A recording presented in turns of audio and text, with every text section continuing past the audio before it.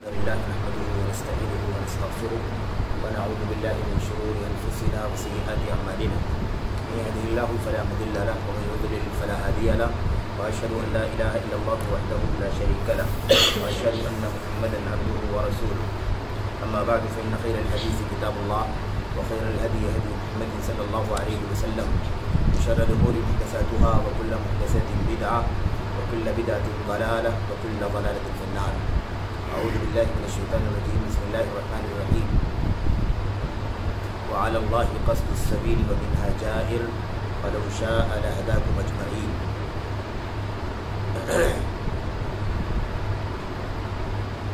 آپ کے یہاں رحمانی مسجد میں جو ہفتہ واری پروگرام منعقد ہوتا ہے، اس سلسلے کی جو آج کی مجلس ہے، اللہ کے فضل و کرم سے، اس کی توفیق سے مجھے اس میں آپ حضرات سے ملاقات کرنے کا ایک بار پھر اللہ تبارک و تعالیٰ نے موقع عطا فرمایا ہے.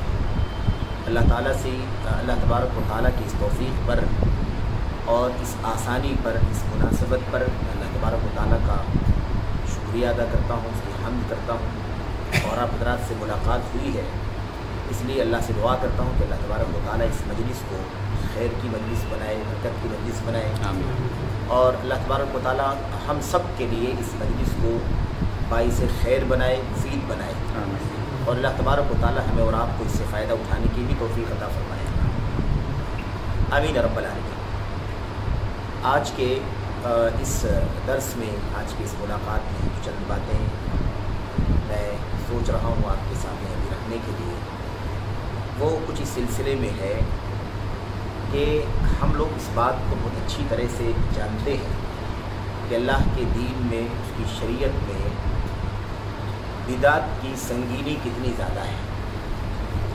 جب بدعت کی بات آتی ہے تو ہم لوگوں کا ذہن جو تیزی کے ساتھ جاتا ہے وہ ہمارے سماج میں خصوصیت کے ساتھ بر صغیر ہندوستان، پاکستان، بنگلہ دیش، افغانستان وغیرہ میں جو بدعتیں مہینوں وغیرہ میں چلتی ہیں، یا ایسے ہی بعض عبادات کے اندر جو بدعتیں رائج ہیں، ہمارا ذہن اسی کی طرف چلا جاتا ہے.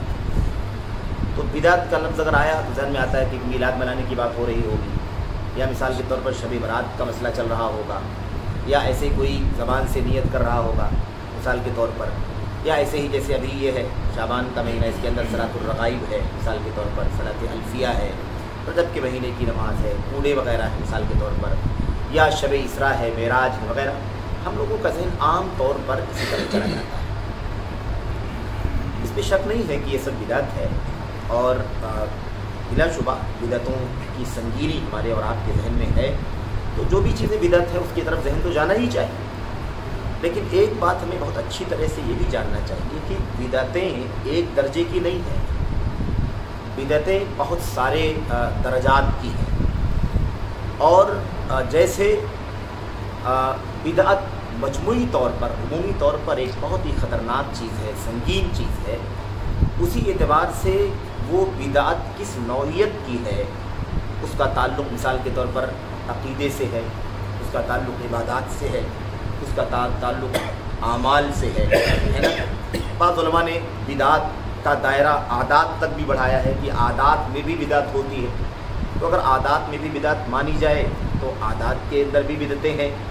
تو یہ درجات ہیں اس کے. عقیدے میں ہونے والی بدعتیں سب سے زیادہ خطرناک ہیں، اور پھر عبادات کی بدعتیں ہیں وہ خطرناک ہیں، پھر اس کے بعد اعمال کی بدعتیں ہیں وہ سنگینی اور خطرناکی کے اعتبار سے اس کے بعد ہیں، اور پھر اس کے بعد اسی ترتیب کے ساتھ دیگر بدعتیں بھی ہیں. اس میں جو سب سے زیادہ خطرناک مسئلہ ہے وہ ہے عقیدے کی بدعت کا. عقیدے کی بدعت کا مسئلہ سب سے زیادہ خطرناک ہے، اور اس کی وجہ یہ ہے کہ عقیدہ چونکہ اساس ہے، عقیدہ چونکہ جڑ ہے، بنیاد ہے دین اسلام کی، ساری چیزوں کا دار و مدار عقیدے کی صحت پر ہے، عقیدے کی سلامتی پر ہے. اور عقیدہ کتاب و سنت کے دلائل کے مطابق ہو، سلف امت کی راہ اور ان کے منہج کے، ان کے طریقے کے مطابق ہو، تب جا کر کے وہ عقیدہ قابل اعتبار ہوتا ہے. اور جب تک یہ عقیدہ صحیح سالم نہیں ہوگا تب تک بقیہ ساری چیزیں جو ہم کریں گے وہ سب کی سب بیکار ہیں. اصل میں اگر عقیدے کے اندر بدعت پیدا ہو جائے تو یہ سب سے خطرناک مسئلہ ہے۔ عقیدے کے اندر کوئی آدمی گناہ کا کام کر رہا ہو، عقیدے کے اندر کوئی آدمی گناہ کر رہا ہے، جرم کر رہا ہے، معصیت کر رہا ہے، اس جرم کا، اس معصیت کا، اس گناہ کا تعلق عقیدے سے ہے، انسان گنہگار ہے، بڑا گنہگار ہے۔ عبادات سے ہے، وہ بھی گنہگار ہے بالترتیب۔ اس کے بعد ایسے اعمال کے اندر کوئی عمل مطلب معصیت کر رہا ہے، منکر کر رہا ہے، وہ بھی گنہگار ہے۔ لیکن بدعت کا مسئلہ اتنا خطرناک ہے کہ اگر عقیدے کے باب میں، عبادات کے باب میں، اعمال کے باب میں اگر بدعت داخل ہوتی ہے تو اس کی خطرناکی کئی گنا بڑھ جاتی ہے۔ وجہ اس کی یہ ہے کہ گناہ انسان کرتا ہے تو گناہ سمجھ کے کرتا ہے، یعنی وہ جانتا ہے کہ گناہ کر رہا ہے اور یہ بھی احساس کرتا ہے کہ میں غلط کر رہا ہوں، مجھے یہ کام نہیں کرنا چاہیے، ہے کہ نہیں؟ لیکن بدعت انسان کرتا ہے تو اسے گناہ سمجھ کے نہیں کرتا ہے، اسے نیکی سمجھ کے کرتا ہے، اسے خیر سمجھ کر کے کرتا ہے، اجر و ثواب کا ذریعہ سمجھ کر کے کرتا ہے، اس پر اللہ تبارک و تعالیٰ کی طرف سے انعام ملے گا، دنیا میں اس کا صلہ ملے گا، آخرت میں اس کا بدلہ ملے گا، یہ سمجھ کر کے کرتا ہے۔ تو آپ سوچیں کہ اس میں دو فساد بہت بڑے ہیں۔ ایک فساد تو یہ ہے کہ اگر آدمی بدعت کر رہا ہے تو اس کا مطلب یہ ہے کہ وہ نیکی سمجھ کر کے کر رہا ہے، اور جب نیکی سمجھ کر کے کر رہا ہے تو اسے چھوڑ دینے کا، اس سے دستبردار ہونے کا تو سوال ہی پیدا نہیں ہوتا ہے۔ نیکی کیوں چھوڑے گا بھائی؟ اچھا کام کیوں چھوڑے گا؟ خیر کا کام کیوں چھوڑے گا آدمی؟ اس لیے اس کو چھوڑنا نہیں چاہتا ہے۔ دوسرا مسئلہ یہ ہے کہ معاصی جو ہے نا، گناہ کے کاموں کا تعلق جو ہے وہ اس سے ہے کہ اگر کوئی نیکی کر لی جائے تو اس کی وجہ سے وہ گناہ معاف بھی ہو سکتا ہے۔ نیکیوں کی وجہ سے گناہ کیا ہو جاتے ہیں؟ معاف ہو جاتے ہیں۔ ان الحسنات یذہبن السیئات ذلک ذکریٰ للذاکرین۔ نیکیاں گناہوں کو مٹا دیتی ہیں، اس کے اندر نصیحت حاصل کرنے والوں کے لیے، نصیحت کرنے والوں کے لیے نصیحت۔ اچھا، لیکن بدعتوں کا کیا ہوگا؟ کیا بدعتوں کے لیے بھی کوئی راستہ ہے کہ آدمی بدعت کر رہا ہو اور کسی اور سورس سے وہ معاف ہو جائے؟ اس کا کوئی راستہ ہے؟ ایک آدمی بدعت کا کام کر رہا ہے لیکن تہجد بھی پڑھ رہا ہے، ایک آدمی بدعت کا کام کر رہا ہے صدقات و زکوٰۃ بھی دے رہا ہے، ایک آدمی بدعت کا کام کر رہا ہے اور بھی کوئی کار خیر کر رہا ہے، تو کیا وہ اس کی یہ بدعت جو ہے، جو بدعت پر عمل کر رہا ہے، بدعت کر رہا ہے، کیا اس عمل کی وجہ سے یہ بدعت اس کی ختم ہو جائے گی؟ ظاہر ہے کہ ایسا کوئی معاملہ نہیں ہے۔ بدعت سے توبہ کرنا ہوگا، بدعت سے توبہ کرنا ہوگا، اور بدعت کی جگہ پر، اس کی جگہ پر جو سنت ہوگی اسے عمل میں لانا ہوگا۔ یہ بنیادی مسئلہ ہے۔ اچھا، اس کے بعد بدعت کے بارے میں جو اصل میں آپ کے سامنے عرض کرنا چاہتا ہوں وہ یہ ہے کہ یہ جو عقیدے کی بدعتیں ہیں یہ کیا ہیں؟ عقیدے کی بدعتیں کیا ہیں؟ بھائی، عقیدے کی بدعت کی اگر کوئی مثال آپ سے پوچھے تو آپ کیا مثال دیں گے؟ یا عقیدے میں بدعتیوں کی مثال آپ کیا دیں گے؟ کون سا گروپ ہے جو عقیدے میں بدعتی ہے کہ نہیں؟ یہ بہت اہم مسئلہ ہے، بہت اہم مسئلہ ہے، اور ہم لوگ عام طور پر بہت قریب گھومتے رہتے ہیں، بہت نزدیک گھومتے رہتے ہیں، جو ہمارے بیچ میں آس پاس میں ہے وہی۔ جبکہ عقیدے کی بدعتوں کی اگر آپ مثال، یا عقیدے میں بدعتیوں کی مثال اگر آپ تلاش کرنا چاہیں تو بہت ساری مثالیں، ایک دو مثالیں نہیں، بہت بڑی تعداد ہے۔ طوائف من المبتدعہ، بدعتیوں کے بہت سارے گروہ ہیں، بدعتیوں کی بہت ساری ٹیمیں ہیں، بہت ساری جماعتیں ہیں، بہت سارے فرقے ہیں۔ مثال کے طور پر آپ دیکھیں، ایک بدعت جو سب سے پہلے دنیا میں وجود میں آئی وہ خروج کی بدعت ہے کہ نہیں؟ خارجیت کی بدعت، خارجیت، بغاوت کرنا، بات نہ ماننا، تعمیل نہ کرنا، ہاتھ کھینچ لینا، اطاعت نہ کرنا، ہے کہ نہیں؟ زبان سے بغاوت کرنا، قلم سے بغاوت کرنا، اور اکسانا، بھڑکانا، ولی امر کے خلاف، حاکم کے خلاف، یا جو بھی اسلامی نظام چل رہا ہے اس کے خلاف، یا مثال کے طور پر ہتھیار وغیرہ لے کر کے نکل جانا، ہے کہ نہیں؟ یہ سب خروج کی قسمیں ہیں، بغاوت کی قسمیں ہیں، اور یہ سب سے پہلی بدعتوں میں سے ہے جو دنیا میں وجود میں آئی۔ नबी करीम सल्लल्लाहु अलैहि वसल्लम के सामने ही बिदअत पैदा हो गई थी। हुनैन के माल गनीमत को तकसीम कर रहे थे नबी करीम सल्लल्लाहु अलैहि वसल्लम, और उसी मौके पर जुल खुवैसरा ने क्या कहा, या मोहम्मद इअदिल फइन्नका लम तअदिल, मोहम्मद सल्लल्लाहु अलैहि वसल्लम इंसाफ से काम लीजिए क्योंकि आप इंसाफ नहीं कर रहे। तो सहाबी रसूल ने क्या कहा, अल्लाह के नबी छोड़िए, मैं इस शख्स की गर्दन मार देता हूँ, कत्ल कर देता हूँ, ये आदमी कितनी बड़ी बात कर रहा है। और उस वक्त अल्लाह के नबी सल्लल्लाहु अलैहि वसल्लम ने फरमाया था, वही हक तेरा बुरा हो, फमन यादिल इज़ा लम अकुन आदिल, अगर मैं इंसाफ नहीं कर रहा हूँ तो दुनिया में और कौन इंसाफ करने वाला है। यानी वक्त के नबी मोहम्मद रसूलुल्लाह सल्लल्लाहु अलैहि वसल्लम, अगर आप इंसाफ नहीं करेंगे तो कौन इंसाफ करेगा। आप दुनिया को इंसाफ की तालीम देने के लिए आए थे, इंसाफ की तालीम देने वाली किताब आपके ऊपर अल्लाह तबारक व तआला ने उतारी, आपने अपनी सुन्नत के ज़रिए से इंसानियत को अदल और इंसाफ की तालीम दी, उस पर अमल करके दिखाया। तो अब ऐसी सूरत में कोई आदमी कहे कि इंसाफ नहीं कर रहे हैं आप, इंसाफ कीजिए, तो कितना बड़ा इल्ज़ाम है। जाहिर सी बात है कि गैरत की बात है, गैरत की बात है, जज्बातियत की बात है। तो दानी अदरिब उनूक़ हाज़िल मुनाफ़िक़, आप छोड़िए मैं इस मुनाफिक की गर्दन मार दूँ। अल्लाह के नबी सल्लल्लाहु अलैहि वसल्लम ने क्या फरमाया था, नहीं ऐसा मत करो, रहने दो, रहने दो। अगर यहाँ अभी ये सब करोगे ना तो लोग ये समझेंगे कि मोहम्मद अपने साथियों से अपने साथियों को कत्ल करवा रहा है, मोहम्मद अपने साथियों से अपने साथियों को कत्ल करवा रहा है, इसलिए मुनासिब नहीं, रहने दो। और ये मत समझो कि ये अकेला है, ये मत समझो कि ये अकेला है। सयख़रुजु मिन ज़िक्रिही हाज़ा, इस आदमी की नस्ल से ऐसे लोग निकलेंगे, पैदा होंगे, तहक़िरून सलातकुम मा सलातिहिम व सियामकुम मा सियामिहिम व क़िराअतकुम मा क़िराअतिहिम।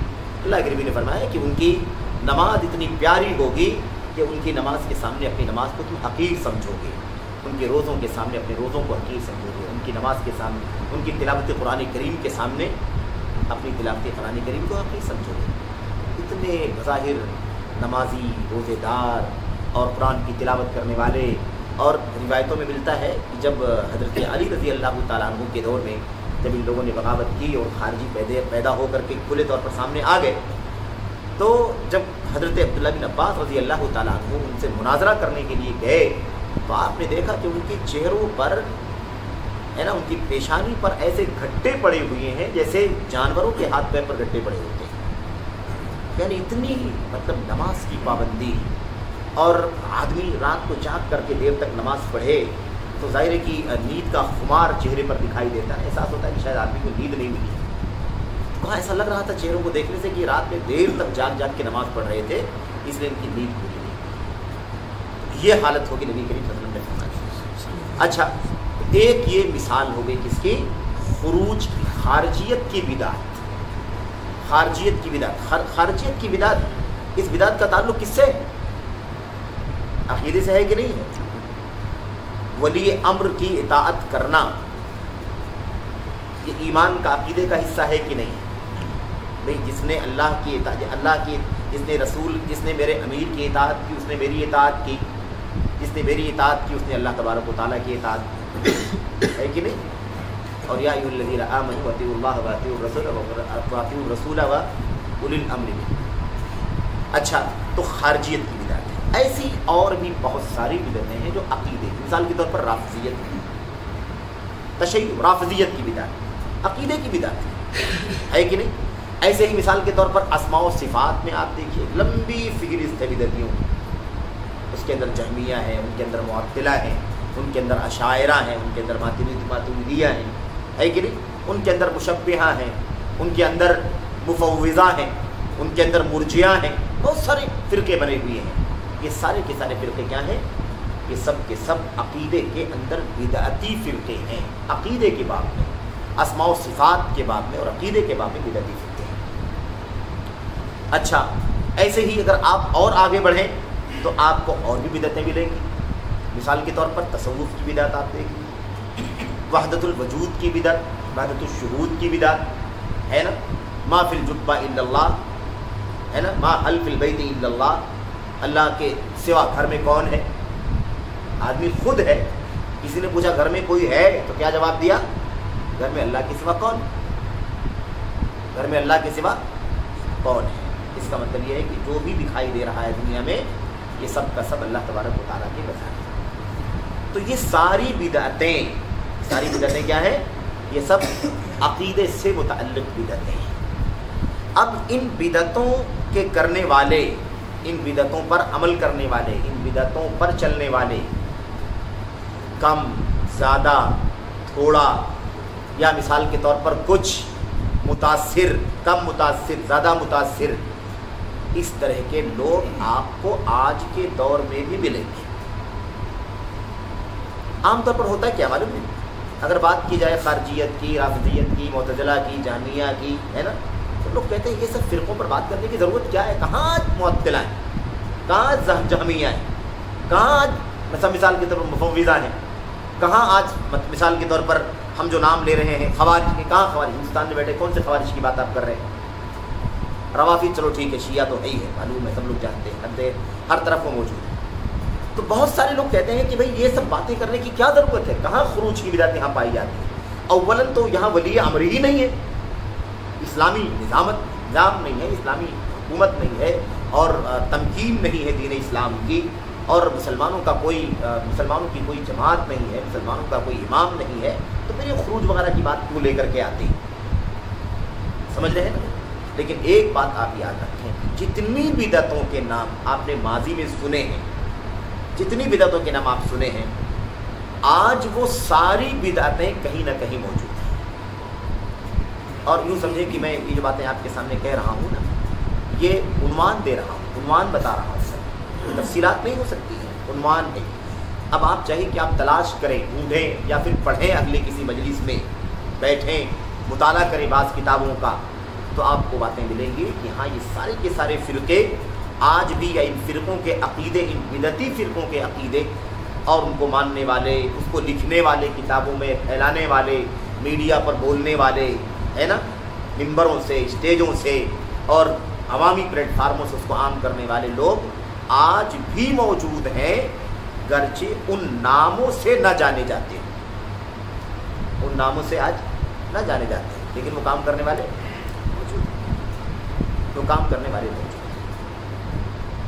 مثال کے طور پر ابھی بات چل رہی تھی کہ رافضیت کی بدعت ہے کہ اس کے برخلاف ایک نصب کی بدعت بھی ہے، نواصب، جو آل بیت رسول کے دشمن ہیں، آل بیت رسول کے خلاف دشمنی کھڑی کرتے ہیں، اور روافض ان کے مقابلے میں ہیں، جو آل بیت رسول کو مانتے ہیں، بقیہ سارے صحابہ کرام کو کافر سمجھتے ہیں، 2-3 کو چھوڑ کر کے، حضرت ابو ذر غفاری، حضرت سمرہ بن جندب، اور ایسے ایک صحابی، 2-3 صحابہ کو چھوڑ کر کے بقیہ سب کو وہ کافر سمجھتے ہیں، سوائے آل بیت رسول منجتن پاک اور ان کے نسب نامے کے جو لوگ ہیں، ان کے خاندان کے جو لوگ ہیں، یعنی محمد الرسول اللہ صلی اللہ علیہ وسلم، اور ایسے ہی حضرت علی، حضرت فاطمہ اور حضرت حسن و حسین رضی اللہ عنہم اجمعین، یہ 5 یعنی اللہ کے نبی، اور بقیہ یہ 4 اور ان کے خاندان کے لوگ نیچے شجرے میں جو اور لوگ ملتے ہیں، ان کو چھوڑ کر کے بقیہ سب کو کیا سمجھتے ہیں؟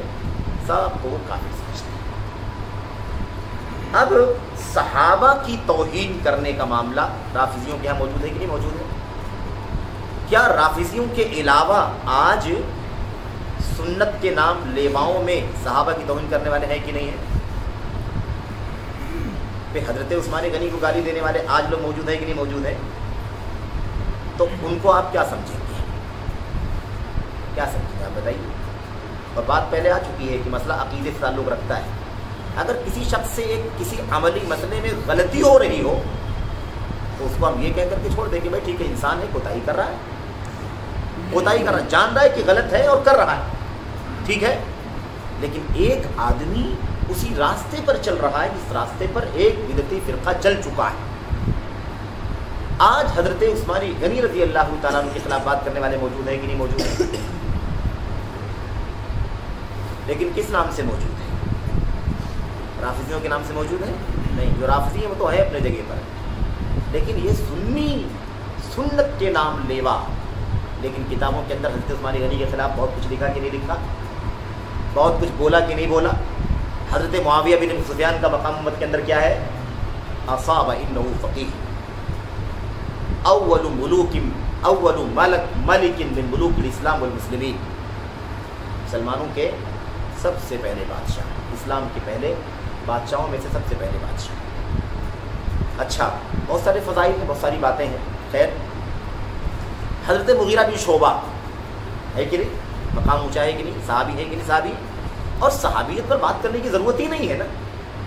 ادنا سا صحابی، ادنا صحابیت کا شرف اتنی اونچی چیز ہے کہ پھر دنیا کی کسی ہستی کو، کسی طاقت کو ان کے خلاف زبان کھولنے کی ہمت نہیں ہونی چاہیے.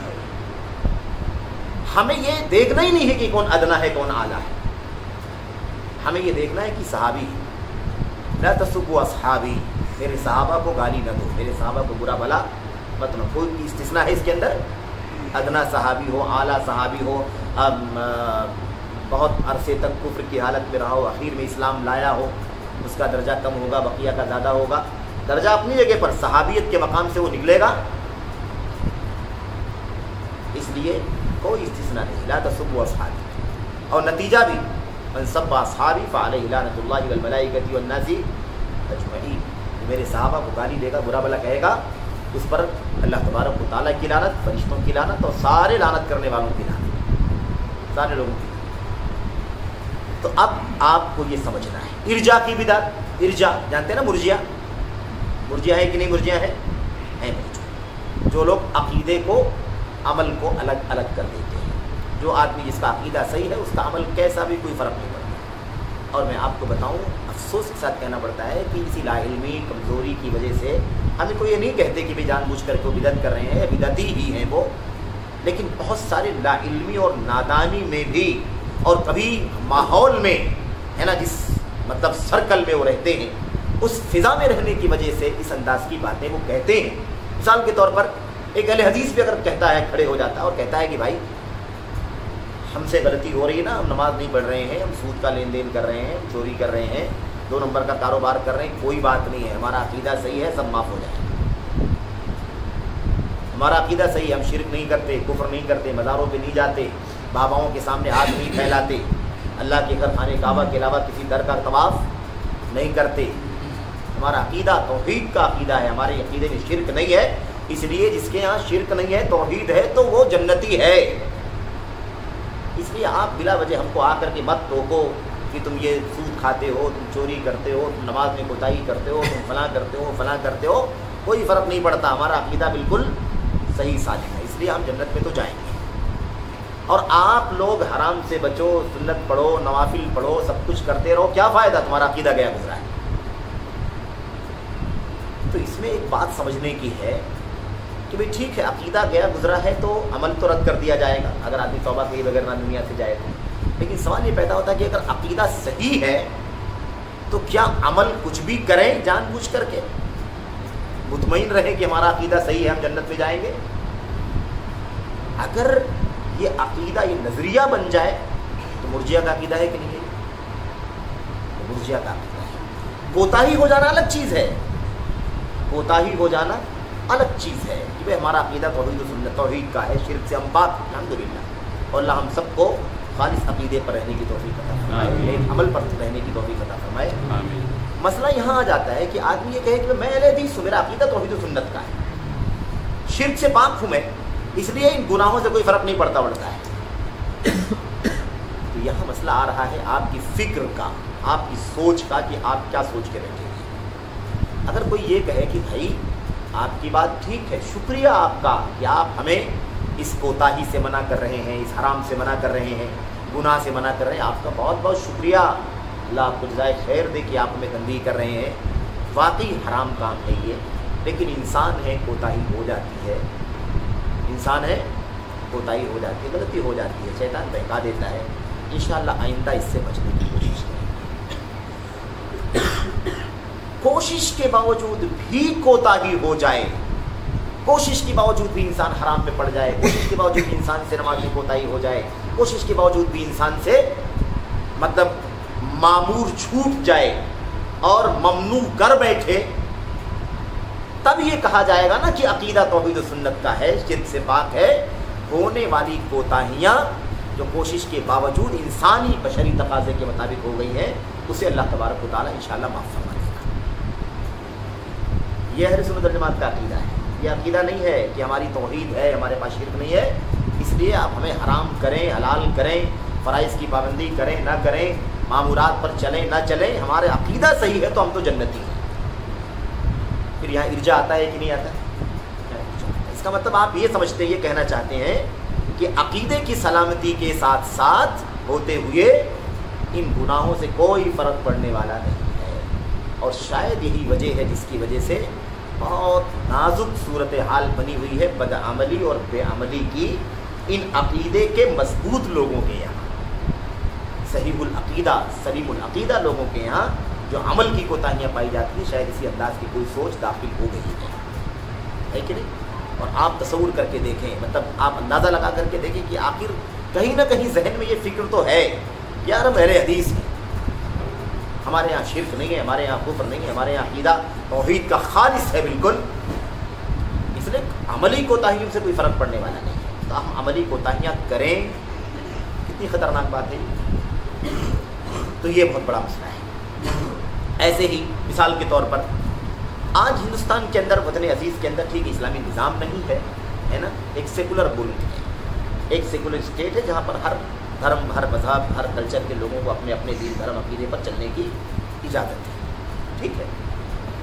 अब ऐसी सूरत में हम लोगों को अल्लाह तबारक व तआला के दीन पर जितना मुमकिन है अमल करना चाहिए कि नहीं करना चाहिए? जितना मुमकिन है अमल करना चाहिए। अगर कोई कहे कि नहीं, यहाँ पर इस्लामी निज़ाम थोड़ी है, इसलिए इस्लामी निज़ाम नहीं है, इसलिए सूद लेन देन की कोई ममानत नहीं, इस्लामी निज़ाम थोड़ी ना है। बैंकों में इंटरेस्ट आता है, लेन देन में सूद की बहुत सारी शक्लें रवाज में हैं। तो आदमी सोचे कहे कि भाई ठीक है, सब चीज़ें चल रही हैं, तो अभी क्या कर सकते हैं, कोई इस्लामी निज़ाम थोड़ी है यहाँ कि हम सब फॉलो कर पाएंगे, हिंदुस्तान है, यहाँ सब चलता है। तो आप सोचें कि इससे क्या नतीजा निकलता है? इससे नतीजा क्या निकलता है? इससे नतीजा ये निकलता है कि अगर इस्लामी निज़ाम नहीं है तो क्या अल्लाह के फ़राइज़ पर पाबंदी नहीं करनी है? अल्लाह के फ़राइज़ पर अमल नहीं करना है? अल्लाह ताला की मुहर्रमात और ममनुआत से बचना नहीं है? और अगर हम ये समझते हैं कि इस्लामी निज़ाम रहेगा तो ही दीन पर चलेंगे, तो फिर नमाज़ पढ़ने की क्या ज़रूरत है? रोज़ा रखने की क्या ज़रूरत है? मस्जिदें बनाने की क्या ज़रूरत है? दीन की तालीम की क्या ज़रूरत है? इसका मतलब सब छोड़ दिया जाए? क्या कहना चाहते हैं लोग? ये भी एक बेदीनी की शक्ल है। यानी गोया कि आप मतलब कोई भी इस माहौल को, जो हिंदुस्तान वतन अजीज़ का माहौल है, इस माहौल के जमहूरी माहौल को है ना, डेमोक्रेसी माहौल को, इस माहौल को दीन के मामले में अमल करने में मतलब यानी तवस्सो, रुखसत, आसानी, फ़रार, या मिसाल के तौर पर उसे छोड़ देना, नज़रअंदाज कर देने के लिए वजह जवाब समझते हैं। अक़ीदे का फसाद है कि नहीं फसाद है?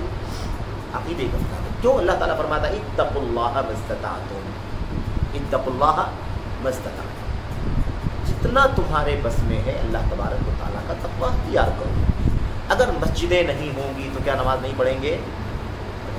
पूरी रुई ज़मीन मस्जिद बना दी गई। पूरी रुई ज़मीन को अगर पानी ना मिले तो मिट्टी को तयम्मुम के ज़रिए से पाकी का ज़रिया बना दिया गया। तो नमाज तो हर हाल में, अगर पाकी हासिल करने का ज़रिया मौजूद ना हो तो नापाकी की हालत में भी नमाज पढ़े। देखिए, अब नापाकी की हालत में नमाज हो जाएगी? नहीं होगी। लेकिन जिस हालत की बात हो रही है उस हालत में हो जाएगी। क्यों हो जाएगी? दलील की वजह से हो जाएगी। क्यों? इसलिए कि इंसान के बस में उसके सिवा कुछ है नहीं। बाकी हासिल करे तो कहाँ से करे, है ही नहीं कोई रास्ता। तो इत्तक़ुल्लाह मस्तताअतुम। मिसाल किसी को अगर कैद कर दिया जाए, बंद कर दिया जाए ऐसी जगह, या कोई और सज़ा दे दी जाए जहाँ मिट्टी भी मैसर ना हो उसके लिए, तो नमाज पढ़ेगा कि नहीं पढ़ेगा? शेखुल इस्लाम इब्न तैमिया रहमतुल्लाह के बारे में बताया जाता है कि जब उन्हें दिमश्क के किले में उन्हें महबूस कर दिया गया, कैद कर दिया गया, तो ज़ाहिर की नमाज़ों के लिए भी नहीं निकलने दिया जाता था, जुमे की नमाज के लिए भी नहीं निकलने दिया जाता था, जमात के साथ नमाज भी पढ़ने की इजाज़त नहीं थी। तो वो अंदरूने जेल के अंदर, जैसे मिसाल के तौर पर ये कमरा है ना, तो इस कमरे के अंदर तो हरकत की परमिशन है कि नहीं परमिशन है? अभी इस कोने में जाए, उस कोने में जाए, उधर जाए, है कि नहीं? तो जहाँ तक ये अगर किबला है, मिसाल के तौर पर ये किबला है ना, किबले की तरफ जहाँ तक वो जा सकते थे अपनी बेड़ियों के साथ, अपनी बेड़ियों के साथ, जहाँ तक वो जा सकते जंजीरों के साथ, वहाँ जा कर के वो नमाज़ पढ़ते थे और कहते थे मुझे अल्लाह की ज़ात से उम्मीद है कि मुझे नमाज बाजमात का सवाब मिलेगा, क्योंकि मैं इसके आगे जा ही नहीं सकता, मजबूर हूँ मैं, तो जितना मेरे बस में है उतना मैं अमल कर रहा हूँ कि नहीं कर रहा हूँ। तो इस तरह की सोच भी जो है हकीकत में क्या है, ये दीन से फरार, दीन से खरूज की सोच है। अच्छा, ऐसे ही आज बहुत सारे हमारे लोग हैं जो एक माहौल बनाए हुए, अच्छा इस मसले पर बात हो चुकी है, इससे पहले तज़किरा आ चुका है, बहुत बार बात आ चुकी है कि अगर मिसाल के तौर पर कोई इस्लामी निज़ाम नहीं है जहाँ एक मतलब मरकज़ियत हो, महवर हो, जहाँ से सारे इस्लामी मसाइल का फ़ैसला होता है, सऊदी अरब के अंदर है, किबार उलमा बोर्ड है, दारुल इफ्ता है वहाँ, है ना, वहाँ से सारे मसाइल सादिर होते हैं, सारे फतवे निकलते हैं और उन्हीं को अख्तियार है, वही मसाइल का जवाब देते हैं, है कि नहीं। एक मरकज़ियत है, महवरियत है, फिर वहाँ से आदमी को कोई पेचीदगी नहीं। हमारे यहाँ चाँद हुआ नहीं हुआ, दुनिया भर के झगड़े हो जाते हैं, एक फरीक के पास कोई गवाही है, दूसरा फरीक उसकी गवाही को नहीं मानता, उसके पास गवाही वो उसकी गवाही को नहीं मानता, इसलिए देखा जाता है कि 4 टुकड़े हो जाते हैं, कहीं ईद मनाई जा रही है तो कहीं रोज़ा रखा जा रहा है, तो कहीं रोज़ा शुरू किया गया है, कहीं लोग शाबान जोड़ बैठे हुए हैं, है कि नहीं। लेकिन ये मामला वहाँ पर है, सऊदी अरब में नहीं। क्यों नहीं है? क्योंकि मरकज़ियत वहाँ पर इस्लामी निज़ाम है। लेकिन सवाल ये पैदा होता है कि क्या अगर मरकज़ियत नहीं है, मुसलमानों की कोई मुसलमानों का निज़ाम नहीं है या मुसलमानों की जमात नहीं, उस माने में जिस माने में किताब व सुन्नत के अंदर मुसलमानों की जमात और उनके इमाम की बात कही गई है, तो क्या हम इस जैसे मुल्क में, जो हमारा वतन है, इस जैसे मुल्क में हम किसी के मातहत रहेंगे कि नहीं रहेंगे, किसी के कंट्रोल में रहेंगे कि नहीं रहेंगे, किसी की रहनुमाई कबूल करेंगे कि नहीं करेंगे, किसी के ताबे रह करके दीन पर चलेंगे या नहीं चलेंगे, किसी को बड़ा मानेंगे कि नहीं मानेंगे, या फिर हर आदमी अपनी मर्जी के मुताबिक अमल करे। तो आप बताइए कि क्या अहले हदीसियत का मिशन इस बात की इजाज़त देता है कि हर आदमी अपनी मर्जी के मुताबिक कुछ भी जाए करे? भाई एक मनहज है कि नहीं मनहज है? कुरान, सुन्नत, सहाबा, ताबईन, तबे ताबईन और उनके नक्शे कदम पर चलने वालों का तरीक़ा, उनका फ़हम, उनकी समझ है ना, उनकी सीरत, ये हमारा उसूल है कि नहीं उसूल है? ये उसूल है। ठीक है, हम जिस मुल्क में रहते हैं उस तरह से मुनज़्ज़म नहीं हो सकता है जिस तरह से होना चाहिए, लेकिन जाहिर है कि ये मिशन इस दुनिया में हिंदुस्तान में मौजूद है कि नहीं मौजूद है? उसका नाम मौजूद है, उसकी तालीम मौजूद है, उसकी मस्जिदें मौजूद हैं, उसके इदारे मौजूद हैं, उसके शोबे मौजूद हैं, उसके स्टेज मौजूद हैं, उसके प्लेटफार्म मौजूद हैं, उसके उलमा मौजूद हैं, पढ़ाने वाले मौजूद हैं, पढ़ने वाले मौजूद हैं कि नहीं मौजूद हैं, उसके कायदीन मौजूद हैं कि नहीं मौजूद हैं, किबार मौजूद हैं, उनसे छोटे मौजूद हैं। तो इसके साथ रह कर के ज़िंदगी गुजारना चाहिए कि नहीं गुजारना चाहिए? भाई इत्तक़ुल्लाह मस्ततातुम ये आता है कि नहीं आता है? क्या इस्लामी निज़ाम नहीं है तो फिर आज़ाद रहेंगे एकदम मर्जी के मुताबिक, जो चाहे हर आदमी अपनी मर्जी के मुताबिक काम करे? तो अगर वो खुरूज है मुसलमानों की जमात से निकलना और मुसलमानों के इमाम थे, इमाम के हाथ पर बैत करने के बजाय उनकी इताअत से बाहर निकल जाना अगर खुरूज है, तो इस तरह के माहौल में, जिस माहौल में हम ज़िंदगी गुजार रहे हैं, अगर अपने उलमा की बालादस्ती नहीं है, अपनी जमात की कीमत नहीं है, अपनी मिंबर मेहराब की कीमत नहीं है, हमारे इदारों की कीमत नहीं है, तालीमी सिस्टम का अगर कोई कदर व कीमत नहीं है, तो इसका मतलब ये है कि ये भी खुरूज की एक शक्ल है इस माहौल में रहकर। बात समझ रहे हैं कि नहीं समझ रहे? तो ये समझने की ज़रूरत है। अब खुरूज का जब लफ्ज़ आता है तो आदमी समझता है कि सिर्फ और सिर्फ मार धाड़ के लिए आदमी निकल जाए, बगावत करे मुसलमानों। अब हिंदुस्तान में कोई ना इमाम है ना कोई मुसलमानों की जमात है, तो खुरूज कहाँ आएगा यहाँ? ये भी खुरूज है, ये भी खुरूज है। मैं आपको बताता हूँ, वहाँ जिस मुल्क पर हम बात करते हैं, इस्लामी निज़ाम जहाँ पर नाफिज है, उन माहौल में, उन मुल्कों के अंदर भी खुरूज का मतलब सिर्फ यही नहीं होता है कि कोई आदमी बगावत करने के लिए, है ना, बगावत करते हुए हथियार लेकर के बाहर निकल जाए, कत्ल खूरेज़ी मचाए, लोगों की जान ले, लोगों के माल तबाह करे। इसी का नाम खुरूज नहीं है, इसी का नाम बगावत नहीं है। बल्कि अल्लामा इब्न उसैमीन रहमतुल्लाहि अलैह ने अपनी किताबों में लिखा है, किसी किताब की शरह में लिखा है बड़ी वजाहत से कि खुरूज जो है वो हथियार से बाद में होता है। खुरूज की शुरुआत पहले जहन में होती है, उसके बाद ज़बान पर आती है, कलम पर आती है, फिक्र में बसती है, और फिर उसके बाद वो अमल का रूप धारती है कि नहीं? ये है मसला। अच्छा, यहाँ पर चूंकि एक मुनज़्ज़म इस अंदाज का सिस्टम नहीं है, मिसाल के तौर पर मनहज अहले हदीस का, कि कोई अथॉरिटी हो जिसके कंट्रोल में सारे अहले हदीस हैं, ऐसा कोई माहौल तो नहीं है ना यहाँ। लेकिन एक मिशन नाफिज है, एक मिशन है इस फिजा के अंदर अल्हम्दुलिल्लाह। अगर सपोज आप फर्ज करें कि ऐसा कोई निज़ाम होता है अहले हदीसों का कि जहाँ अहले हदीसों का इख्तियार होता, यानी पूरी जमात का एक कोई बड़ा होता जो कायद होता और उसकी अथॉरिटी होती, उसका निज़ाम चलता, उसका हुक्म चलता, तो आप इससे निकलने को बगावत का नाम देते कि नहीं देते? देते कि नहीं देते? तो अगर वो निज़ाम नहीं है और उसको फॉलो नहीं कर रहा है, हर आदमी आज़ाद है, तो बगावत है कि नहीं बगावत है? तो एक ही है। तो असल जड़ को समझने की ज़रूरत है कि बगावत का मतलब होता क्या है। अगर हर आदमी अपनी मर्ज़ी के मुताबिक चलना शुरू कर दे तो फिर ये मसाइल खड़े होंगे। हर आदमी अपनी मर्ज़ी के मुताबिक चलेगा। अच्छा, बहरहाल बात जो असल करनी है आपके सामने, ये चंद बातें थी इस माने में कि देखिए ये सब बिदतें जो है ना, अक़ीदे की बिदतें हैं, और ये सारी बिदतें हमारे माहौल बड़े-सग़ीर हिंदुस्तान, पाकिस्तान के अंदर, बांग्लादेश के अंदर, अफ़गानिस्तान के अंदर हमारे बीच में मौजूद हैं, इस वक्त मौजूद हैं। लिखने वाले, बोलने वाले, करने वाले और उनको फॉलो करने वाले भी मौजूद हैं, उनका दिफा करने वाले भी मौजूद, सारी बिदतें मौजूद हैं। इसलिए कोई ये ना कहे कि आज खारजियत के ख़िलाफ़ बात करने की क्या ज़रूरत है, राफ़िदियत के ख़िलाफ़ बात करने की क्या ज़रूरत है, जामिया, मुअत्तिला, करनामिया के ख़िलाफ़ बात करने की क्या ज़रूरत है। भाई इसलिए बात करने की ज़रूरत है कि कलमे ला इलाहा इल्लल्लाह को जब सही मानों में समझ करके उसका इतराफ़ करेंगे तब तो मुसलमान होंगे ना, सही मुसलमान। अगर ला इलाहा इल्लल्लाह का माना ही अगर नहीं समझने वाले ने समझा है तो आप बताइए इसको बार बार पढ़ने, रट्टी लगाने से फ़ायदा क्या होगा? क्या हमारे बीच में बहुत सारे लोग ऐसे मौजूद नहीं हैं जो आज भी ला इलाहा इल्लल्लाह का माना वो नहीं लेते हैं, वो अकीदा नहीं रखते हैं जो होना चाहिए?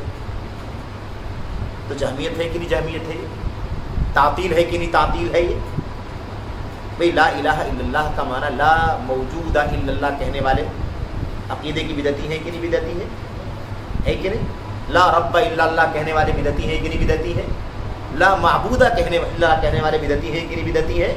ला खालिका इल्लल्लाह कहने वाले बिदती है कि नहीं बिदती है? ला माबूदा बिहक़्क़िन इल्लल्लाह जब तक आदमी नहीं करेगा तब तक सलफ़ उम्मत की राह पर नहीं चलेगा। और सलफ़ उम्मत की राह ही सुन्नत की राह है, वही नजात की राह है। उससे हटने वाली जितनी राहें हैं, सारी की सारी राहें क्या हैं? सारी की सारी राहें ज़लालत की राहें हैं, गुमराही की राहें हैं और इंसान के लिए बड़ा ख़तरनाक है। अच्छा, एक मसला और भी है। वो मसला ये है कि हमारे बहुत सारे भाई, ख़ासतौर पर जब से मीडिया का चलन बहुत ज़्यादा हो गया और इल्म के सोर्सेस तक पहुँचना, मतलब बज़ाहिर इल्म के सोर्सेस तक पहुँचना आसान हो गया कि भाई आदमी कहीं भी वेबसाइटों पर सर्च कर लेता है या मीडिया, मतलब क्या कहते हैं, तस्वीर वाले मीडिया को देख लेता है, वीडियो वगैरह को देख लेता है, यूट्यूब वगैरह को और दीगर चीज़ों को आदमी सर्च करके, सर्वे करके वहाँ तक पहुँच जाता है। अब वो क्या समझता है, क्या पाता है, इससे कतई नज़र, लेकिन आदमी का जहन ये बनता जा रहा है कि मुझे किसी को फिज़िकली जा कर के पूछने और उससे जवाब लेने, सुनने, उसको फॉलो करने की क्या ज़रूरत है? हमारे पास तो ये सब नेटवर्क मौजूद है, हम आसानी के साथ मसाइल को हल कर लेंगे, समझ लेंगे। अच्छा, फिर उसके बाद इसके नतीजे में होता क्या है कि आदमी इन वसाइल से जिन तक पहुँच पाता है उनके बारे में ये सही नहीं पता लगा पाता कि ये किस फ़िक्र के हैं, किस मनहज के हैं, किस नज़रिए के हैं।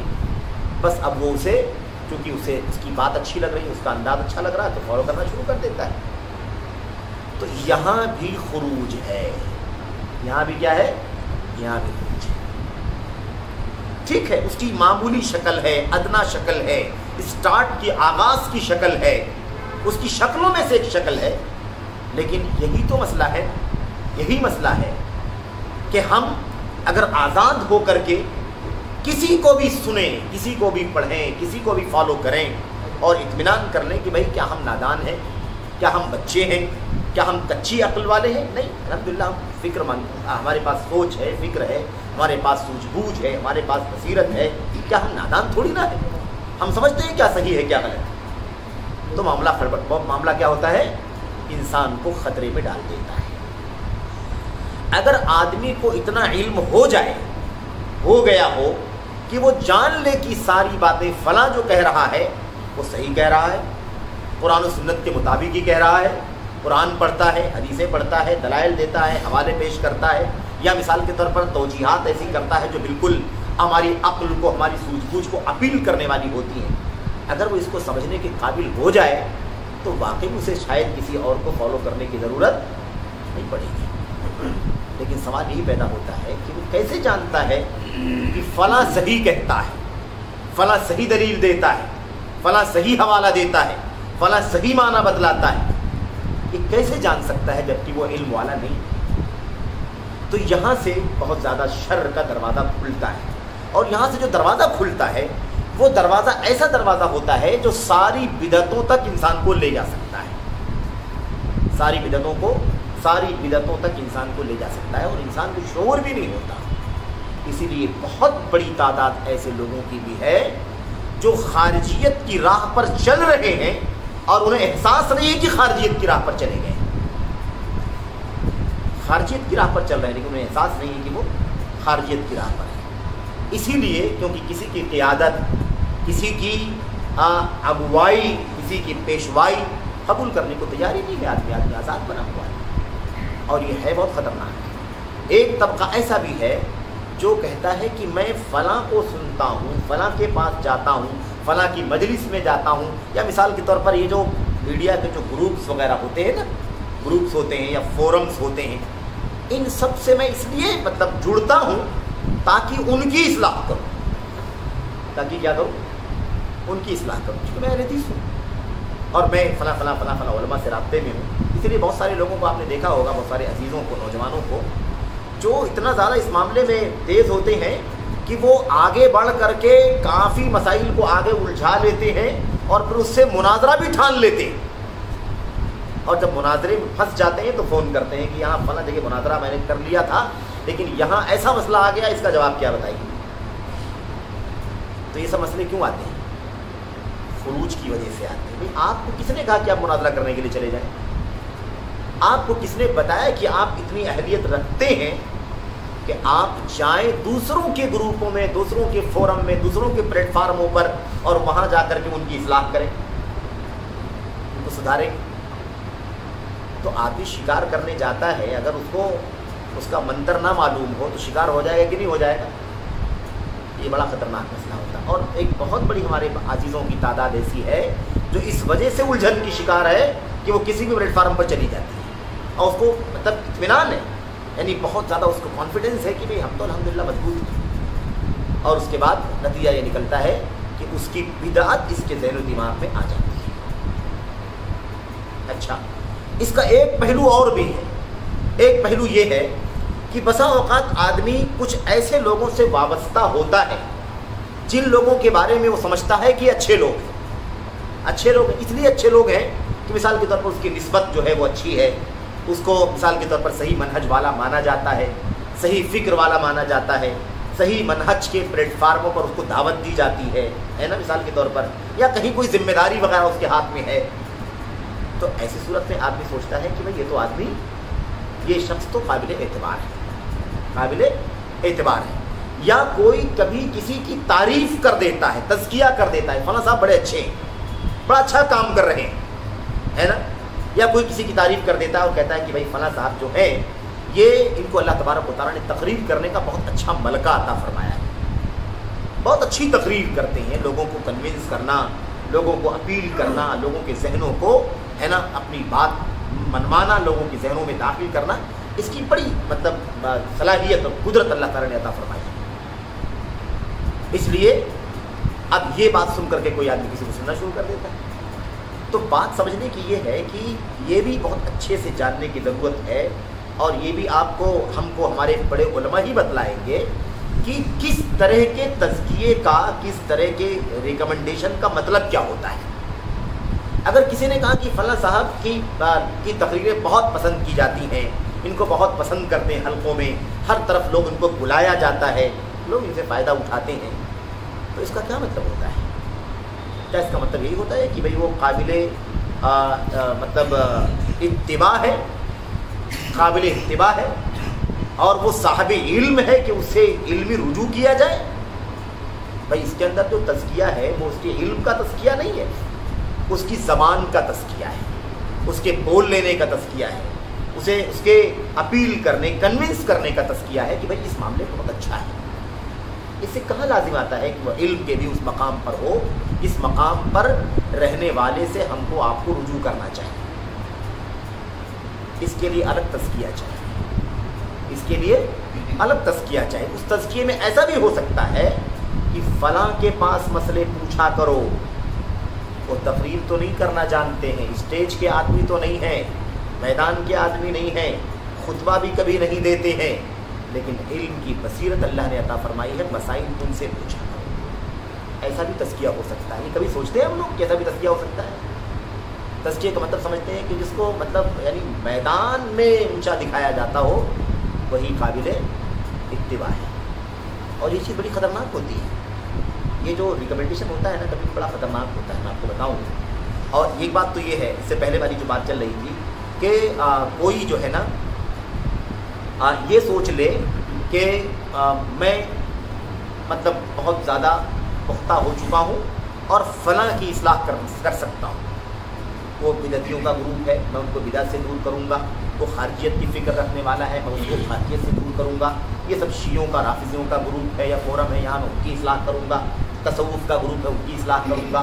तक़लीदियों का, मुक़ल्लिदों का, जामिदों का ग्रुप है, मैं उनके अंदर जाऊँगा, उनको सुन्नत की अज़मत बताऊँगा। ये सोच करके लोग ज्वाइन हो जाते हैं और उसका नुकसान बड़ा ख़तरनाक होता है, बड़ा ख़तरनाक होता है। आप बताइए, एक आम मसले में जब गलती का इम्कान है तो जहाँ टकराव हो, कशाकश हो, मुकाबला आराई हो, उधर से भी लोग पूरा जोर लगाते हों और हत्ता की अमानत और अदम अमानत का भी कोई अता पता ना हो, तो आप बताइए कि कितना बड़ा मुकाबला हो जाएगा, चैलेंज कितना बड़ा हो जाएगा। ये बड़ा ख़तरनाक मसला बन जाता है। बहरहाल इस हवाले से मैं आपके सामने एक दो बातें जिक्र करूँ कि देखिए बड़ी ख़तरनाक चीज़ है, बड़ी ख़तरनाक चीज़ है और इससे बचने की ज़रूरत है। मसला क्या है? मसला ये है कि हमारे पास बहुत सारे वाक़यात हैं सलफ़ के। हमारे पास सलफ़ उम्मत के, यानी सलफ़ उम्मत का मतलब जब कहा जाए तो इसका मतलब हमेशा ये ना ले कि इससे बड़ा सहाबा ताबीन ही है।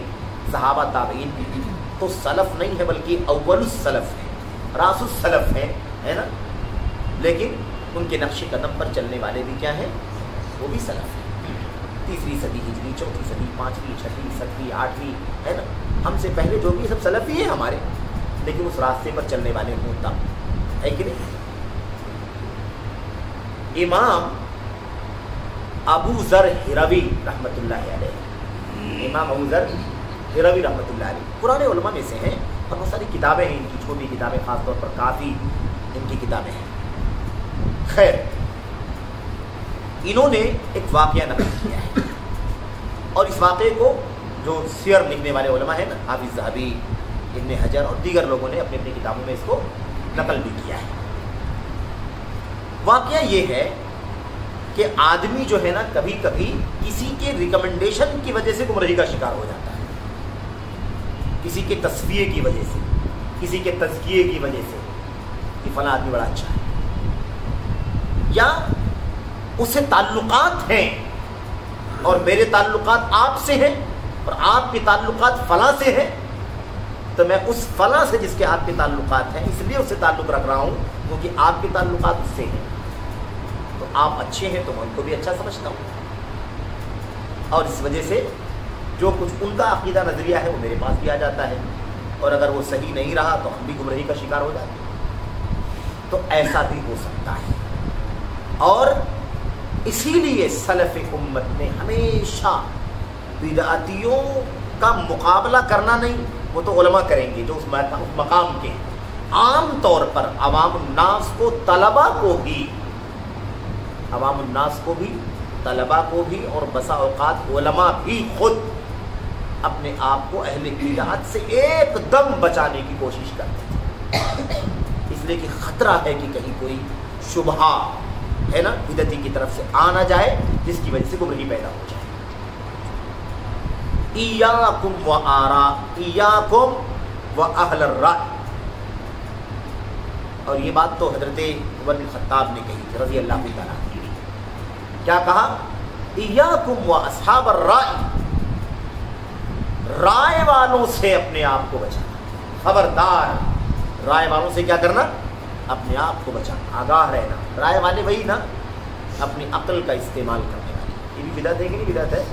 ہاں وہ رہ گئی بات نا، عقلانیوں کی بدعت، اہل کلام کی بدعت، فلاسفہ کی بدعت، یہ ساری چیزیں اس کے اندر ہی شامل ہے. اور ہم نے عرض کیا کہ یہ بدعت جو ہے عقلانیوں والی بدعت، جو عقل کا استعمال ہے، رائے کا استعمال، یہ تو اس وقت کی سب سے بڑی بدعتوں میں سے ایک بدعت ہے. یعنی دلیل اور نصوص کے سامنے، حوالوں کے سامنے اپنی عقل کو، اپنی رائے کو، اپنی دانشوری کو پیش کرنا، یہ اس وقت کی سب سے بڑی بدعتوں میں سے. اور اس کی جڑ کہاں ہے؟ اس کی جڑ ابلیس. جس سے اللہ تبارک و تعالیٰ کے حکم آدم کا سجدہ کرو، اس حکم کو ٹھکرا کر کے اس نے اپنی عقل کا استعمال کر دیا تھا. اور اس نے کہا تھا کہ میں اس کا سجدہ کیسے کر سکتا ہوں، اس کو تو نے مٹی سے پیدا کیا ہے، مجھے آگ سے پیدا. تو حکم الہی کے سامنے عقل کا استعمال کرنے والا سب سے پہلے کام جس نے کیا تھا وہ کون ہے؟ ابلیس. اچھا، میں یہ کہہ رہا تھا کہ ابو ذر ہروی نے ایک بات نقل کی ہے.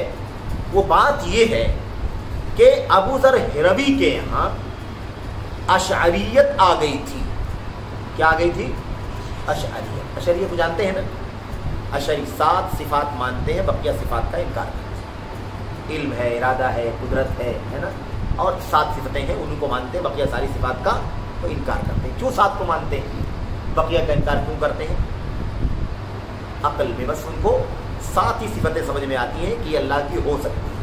بقیہ ساری صفتیں نہیں مانتے ہیں کیونکہ ان کو ایسا لگتا ہے کہ ان صفتوں کو ماننے سے اللہ تبارک و تعالیٰ کی بندوں سے تشبیہ لازم آئے گی.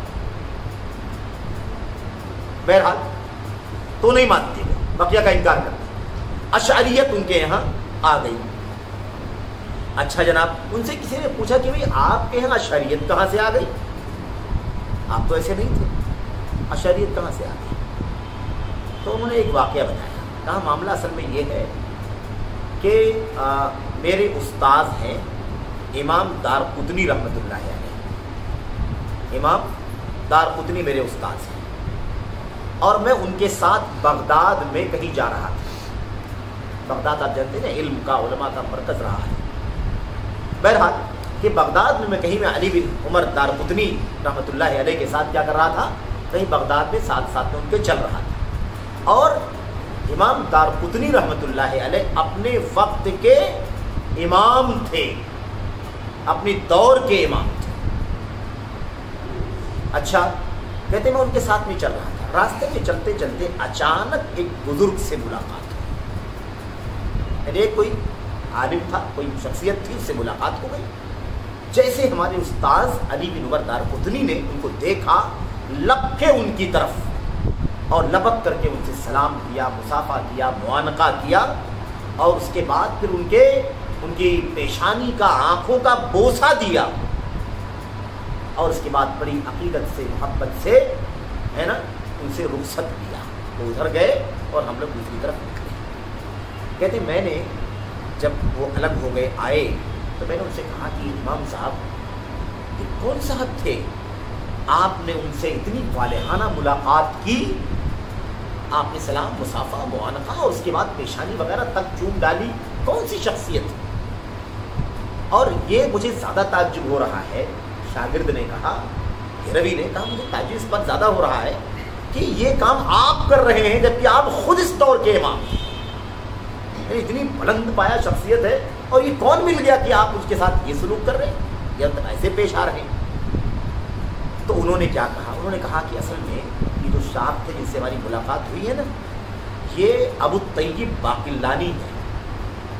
ابو الطیب باقلانی. اور باقلانی صاحب کی سیرت میں بہت ساری باتیں ہیں، بہت بڑی بڑی باتیں ہیں، اور غضب کے ذہین فتین آدمی تھے.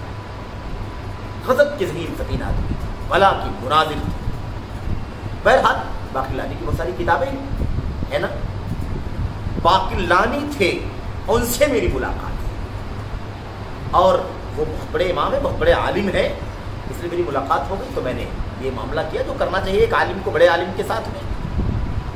ابو ذر ہروی سے پوچھا گیا تھا نا کہ اشعریت تمہارے یہاں کہاں سے آئی، اسی کا جواب دے رہے تھے، تو کہا کہ جب سے یہ واقعہ پیش آیا کہ میرے استاذ نے ابو طیب باقلانی کو سلام مصافحہ کیا، ان کی پیشانی پر بوسہ دیا، کہا تب سے وہ شخصیت میرے دل کے اندر اور میرے والد کے دل کے اندر بیٹھ گئی۔ اتنے اونچے مقام کا آدمی ہے، امام ہے، عالم ہے، کہ میرے استاذ دارقطنی نے سر چوما ہے ان کا۔ اب یہ مسئلہ نہیں پوچھا کہ ان کے ہاں کچھ عقیدے کا کوئی معاملہ تو نہیں ہے، کوئی فکری منہجی یا عقیدے کا کوئی انحراف تو نہیں ہے، یا کوئی ایسی چیز تو نہیں ہے، یہ نہیں پوچھا۔ کہتے ہیں اس کے بعد سے ہماری عقیدت بن گئی اور میں بھی جانے لگا اور میرے والد صاحب بھی جانے لگے، کہنے لگے ہم جاتے رہے، برابر جاتے رہے، مسلسل شاگردی اختیار کرتے رہے، ان کی باتیں سنتے رہے، مسئلے پوچھتے رہے، فتوے پوچھتے رہے، درس سنتے رہے۔ کہتے ہیں دھیرے دھیرے دھیرے مسلسل سلسلہ چلتا رہا، یہاں تک کہ وہ اشعریت ان کے یہاں پائی جاتی تھی وہ ہمارے یہاں بھی آ گئی۔ کیا سمجھ میں آیا اس سے؟ ارے یہ بہت پرانی بات ہو رہی ہے، 4ویں 5ویں صدی ہجری کی بات ہو رہی ہے، 1000 سال پہلے کی بات ہو رہی ہے۔ تو آج اس کے مقابلے میں فتنہ کتنا زیادہ ہے بھائی، فتنہ کتنا زیادہ ہے۔ تو کسی کی تعریف کر دینا، کسی سے عقیدت ظاہر کر دینا کتنے بڑے فتنے کا سبب بن گیا ہے کہ نہیں؟ اسی لیے بہت سوچ سمجھ کر کے کسی کے بارے میں، ہاں جب تک پورے طور پر پتہ نہ ہو کہ آدمی عقیدے کا منہج کتنا پختہ ہے، کتنا کمزور ہے، تب تک کسی کے بارے میں کوئی زبان نہیں کھولنی چاہیے، کیونکہ اس سے نتیجہ بڑا خراب ہو جاتا ہے۔ اسی تعریف کی وجہ سے، اسی تعریف کی وجہ سے، اسی بوسہ لینے کی وجہ سے اور اسی سلام اور معانقے کی وجہ سے اتنا خطرناک مسئلہ پیش آیا کہ عقیدت بن گئی، ان کے پاس جانے لگے۔ اتنے بڑے امام ہمارے استاد نے تعریف کی ہے تو اسے علم حاصل کرنا چاہیے۔ تو میں اس لیے بات کہہ رہا ہوں نا کہ آج بھی بہت سارے لوگ، ایک بات تو یہ ہے نا کہ لوگ کہتے ہیں کہ ہم بہت مضبوط ہیں، ہم ان کی اصلاح کرنے کے لیے چاہ رہے ہیں، بدعتیں بڑی خطرناک ہوتی ہیں۔ اور دوسری چیز یہ ہے کہ لوگ ریکمینڈ کر دیتے ہیں، توصیات کر دیتے ہیں، تزکیہ کر دیتے ہیں۔ بہت زیادہ اس بارے میں تاکد کرنے کی ضرورت ہے، بہت زیادہ اس کے اندر ہے نا اہتمام کرنے کی ضرورت ہے، بہت زیادہ اس سلسلے میں تحقیق کرنے کی ضرورت ہے، تب جا کر کے آپ کسی کی بات کو فالو کریں۔ کیوں آ گئی تزکیے کی بات؟ اس لیے آ گئی کیونکہ اس وقت ہمارے اس ماحول میں توصیوں کے حوالے بھی بہت دیے جا رہے ہیں۔ فلاں نے فلاں کے بارے میں بہت اچھی بات کہی، فلاں نے فلاں کی تعریف کی ہے، فلاں نے فلاں کے بارے میں یہ کہا ہے، فلاں نے فلاں کے بارے میں یہ کہا ہے، تو آپ ان کو کیوں منع کرتے ہیں کہ نہ سنا جائے؟ کیوں منع کرتے ہیں کہ اس سے نہ پوچھا جائے؟ کیوں منع کرتے ہیں کہ اس سے علم حاصل نہ کیا جائے؟ تو ٹھیک ہے، کسی پس منظر میں کیا ہوگا، کیا ان کو اس سلسلے میں معلومات تھی، نہیں تھی، سرسری طور پر تعریف کی۔ شروع میں ہم نے ایک بات بتائی تھی آپ سے نا کہ کبھی کبھی آدمی بولنے کی تعریف کرتا ہے، لوگ اس کو علم کی تعریف سمجھتے ہیں،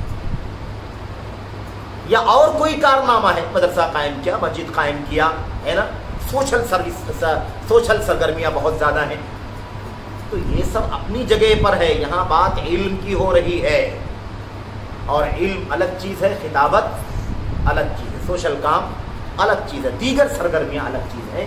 علم تو ایک الگ نور ہے جو اللہ تبارک و تعالیٰ جسے دیتا ہے ان کے پاس ہوتا ہے، اور ہمیں ان علماء سے جڑنے کی ضرورت ہے۔ ہماری آپ کی ذمہ داری کیا سب سے بڑی؟ کہ ہم واقعی جو علماء اس سلسلے میں ہیں انہی سے جڑیں۔ کیوں مشکوک معاملے میں ہم پڑھیں؟ کوئی کہہ رہا کہ نہیں قابل اعتبار، کوئی کہہ رہا قابل اعتبار نہیں، ہم کیوں پڑھیں اس کے اندر؟ داما یوریبو کا الا ما لا یوریبو، کیوں نہ شک شبہ کی چیز کو چھوڑ دیں اور بغیر شک شبہ والی چیز میں اپنے آپ کو مطمئن ہو کر کے داخل کرنے کا کوشش۔ دین کا مسئلہ، عقیدے کا مسئلہ ہے کہ نہیں؟ آپ سوچئے ایک ملاقات کی وجہ سے آدمی اشعری ہو گیا، باپ اشعریت کے راستے پر چلے گئے، اتنا خطرناک مسئلہ ہے کہ نہیں؟ اچھا ایک بات اور بتاؤں میں آپ، وہ جو بات چل رہی تھی کہ لوگ کہتے ہیں کہ میں اس لیے ان کے ساتھ نہیں رہتا ہوں کہ میرا عقیدہ بگڑ جائے اس کے ساتھ جا کر کے، میرا منہج بگڑ جائے، نہیں، اس کی اصلاح کرنے کے لیے اس کے ساتھ میں رہتا ہوں۔ آپ کو بتاؤں میں کہ یہاں تک مسائل ہمارے اسلاف کے شاگردوں نے اپنے اساتذہ سے پوچھا ہے کہ اگر کسی ایسی بستی میں میں رہوں जिस बस्ती में अकेला सुन्नत के रास्ते पर चलने वाला रहूं, लेकिन मुझे पुख्तगी नहीं है, अहले बिदात के रास्ते पर नहीं हूं, मैं उनके खिलाफ हूं, लेकिन मैं अकेला हूं सुन्नत के रास्ते पर, लेकिन मुझे पुख्तगी नहीं है। तो आप ये बताइए कि क्या मैं ऐसी सूरत में कोई मसला पेश आ जाए तो मुझे जवाब देना चाहिए या नहीं, उसमें पढ़ना चाहिए या नहीं पढ़ना चाहिए, उसमें इन्वॉल्व होना चाहिए कि नहीं होना चाहिए? तो उलमा ने क्या जवाब दिया? हरगिज़ नहीं, आप वहां से चले जाएं, आप वहां से चले जाएं। आप ये ना सोचें कि मैं अकेला हूं तो मेरे ऊपर मुतअय्यन हो जाता है कि मुझे जवाब देना चाहिए। नहीं मुतअय्यन होता, मुतअय्यन किस पर होता है? जो उसका अहल होता है। अगर अहल होगा तो मुतअय्यन होगा, यानी तय हो जाएगा कि वो काम करे, फिर दूसरे का हवाला ना दे कि फला से पूछो फला से पूछो। अकेला वही है और अहलियत रखता है, सलाहियत रखता है, तो उसकी जिम्मेदारी। लेकिन अहल नहीं है, थोड़ी मालूमात की कमजोरी है, तो आपको उसमें नहीं पढ़ना है। क्यों नहीं पढ़ना है? क्योंकि खतरा है कि वो अपनी बिदात आप भी न डालते, ज़हन खराब न करें। आपको यकीन नहीं आएगा ना, ये दिल्ली का ही मसला है, उसके बाद औरंगाबाद का मसला है। कितने हजार लोग मेरे भाई शकीली बन गए, कितने हजार लोग, और हजारों, मैं जो बता रहा हूँ हजार ना, वो अपनी बात कर रहा हूँ, यानी अपने बारे में फिक्रमंद है।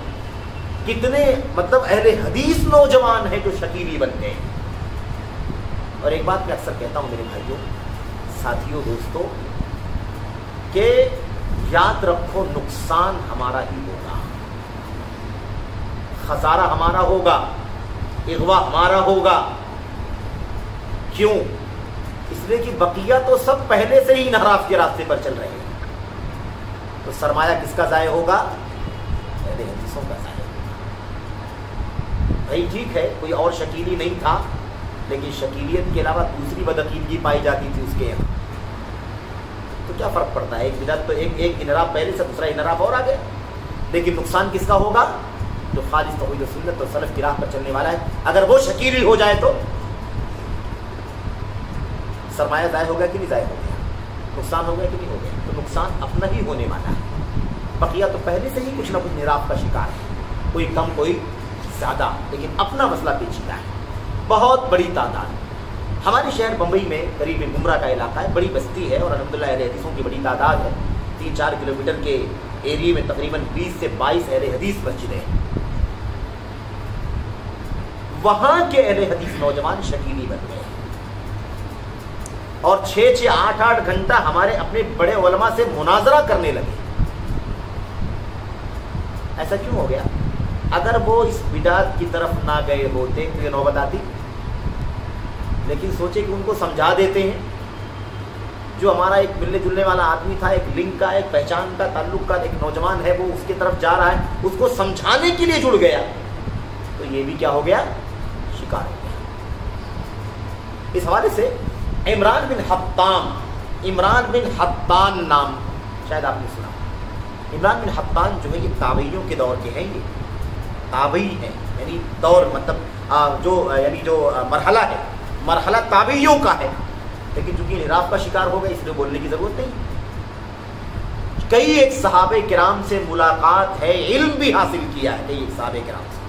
इमरान बिन हत्तान ने, मैं समझता हूँ कि 100 हिजरी से पहले ही वफात हुई होगी, कुछ 80-85 के आसपास वफात हुई है। समझ रहे हैं ना? इमरान बिन हत्तान। इमरान बिन हत्तान के बारे में सीरत निगारों ने लिखा है कि इमरान बिन हत्तान ने अपनी एक चचाज़ाद बहन से जो खारजियत का अकीदा रखती थी, उससे इसलिए निकाह कर लिया कि उसको खारजियत से ताइब करा दे। निकाह कर लूँगा तो मैं सुन्नत की राह पर चलने वाला हूँ, कि खारजियत की राह पर चलती है, मियाँ बीवी हो जाएंगे तो समझाएंगे, कन्विंस करेंगे, तालीम देंगे, है ना, सिखाएंगे, तरबियत करेंगे, तो धीरे धीरे खारजियत से निकल आएगी। उलमा ने लिखा है कि वो खुद खारजी हो गए। तो उन्होंने बजाय इसके कि वो अपनी बीवी को खारजियत से निकालते, बीवी ने खुद इनको खारजियत की राह पर डाल दिया। इसलिए ये मामला आसान नहीं है। आज हमारा नौजवान बहुत आसानी से बात करता है, बड़ी आसानी से, और समझता है कि बहुत मजबूत हो चुका है, बहुत मजबूत हो चुका है। किसी के बारे में अगर कहा जाए कि भाई फला आदमी काबिल एतबार नहीं है, इसको ऐसे मत सुना करो आज़ानी के साथ, तो फौरन क्या जवाब देता है? आपको माशाल्लाह कुरान सही, कुरान सुन्नत की बात करते हैं, सही बात तो करते हैं वो, मैंने सुना उनकी तकरीरों को, माशाल्लाह सारी बातें सही तो करते हैं, कुरान सुन्नत की दलील के मुताबिक की तो बात करते हैं वो। आप बताइए कितना बड़ा शैतानी फितना है ये कि इसी नाम पर तो आदमी शिकार हो जाएगा, क्योंकि जब पहले तय किया हुआ है कि आदमी सही बोलता है, सारी बातें सही है इसकी, कुरान से बोलता है, हदीसों से बोलता है, हवाले देता है, किताब खोलता है, तो आप बताइए कि फिर कोई चीज़ रोक पाएगी? फिर वो आपकी बात सुनेगा ही नहीं, क्योंकि उससे ज़्यादा आप किताब दिखा ही नहीं सकते, उससे ज़्यादा आप हवाले नहीं दे सकते, क्योंकि इसको बहकाना होता है ना तो बड़े लंबे लंबे गट्ठर लाने पड़ते हैं, तो आप उतना दिखा नहीं पाएंगे, और वो ज़्यादा दिखाता है तो उसको ज़्यादा कॉन्फिडेंस है कि उस आदमी का मनाज बराबर है, वो सही बोलता है, सारी बातें सही हैं उसकी, सही दावत है, सही जवाब देता है, सही मसाइल तो बतलाता है वो। तो हमने शुरू में कहा ना कि अगर हमको इस बात का इल्म हो ही जाए कि वो सही बोलता है या सही नहीं बोलता है, तो वाकई हमको ऐसे लोगों के पास इल्म हासिल करने के लिए जाने की ज़रूरत नहीं पड़ती। तो बहरहाल कहने का मतलब ये है कि चंद बातें जो ऐसी जहन में आई मैंने आपके सामने अर्ज़ की। अल्लाह की ज़ात से उम्मीद करते हैं, दुआ करते हैं कि अल्लाह ताला इसमें बात कोई खैर की है, भलाई की है, नफ़े की है, तो अल्लाह तबारक व तआला हमें उससे फ़ायदा उठाने की तौफ़ीक़ अता फरमाए, और कोई बात गलत हुई है, गलत रही है, तो अल्लाह ताला हमें और आपको उससे बचने की तौफ़ीक़ अता फरमाए। आमीन रब्बल आलमीन। सल्लल्लाहु अलैहि वसल्लम व बारक अला नबीना मुहम्मद व अला आलिहि व सहबिहि अजमईन। अस्सलामु अलैकुम व रहमतुल्लाहि व बरकातुहू।